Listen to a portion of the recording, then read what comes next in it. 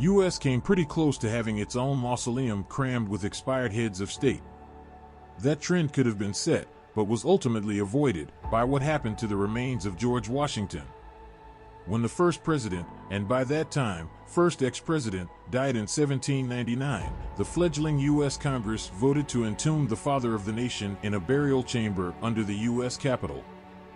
With that building then still under construction, Washington was provisionally interred in the family crypt at Mount Vernon, his Virginia estate, now known as the Old Tomb. His body was kept there in a non-final resting place, while Congress continued to argue over cost and design of the ultimate one: stealing Washington's skull. Things came to a head, literally, when in 1830 a disgruntled ex-employee of the estate attempted to steal Washington's skull. The crypt was by then so dilapidated that the thief proved unable to identify the right grave and ran off with the skull of a distant relative instead. Following the incident, Congress again demanded the return of Washington's bones.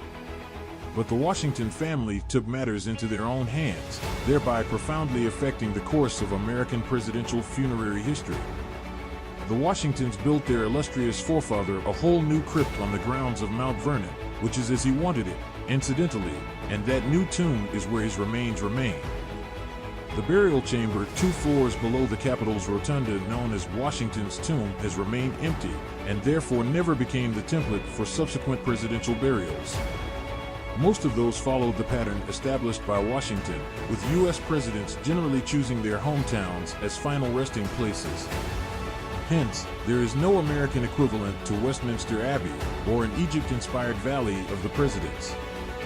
Nevertheless, as this map shows, some clustering does occur, albeit at the state level rather than in a royal valley or a dynastic church. Just 4 states are home to over half of all presidential grave sites. Woodrow Wilson, the odd one out. George Washington is one of 7 presidents buried in Virginia, which is more than in any other state. Next in line are New York with 6 dead presidents, Ohio with 5, and Tennessee with 3. Massachusetts, Texas, and California each have 2, while 11 states have 1 each. In all, 38 of the current 39 presidential grave sites are distributed across just 18 states. The odd one out is Woodrow Wilson, who is entombed in Washington, D.C.'s National Cathedral, making him the only president to be buried in the nation's capital.